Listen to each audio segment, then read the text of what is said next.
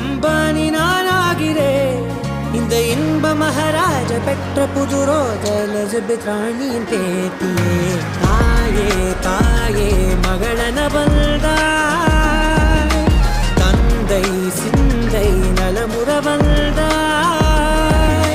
நீயே லோகம் என்று ஆனாய் பெண்ணே, என்னை ஆளும் தெய்வம் நீதான் கண்ணே. பெற்றது நானா இல்லை மகனே நானம்மா. தாயே தாயே மகளன வந்தாய், தந்தை சிந்தை நலமுற வந்தாய்.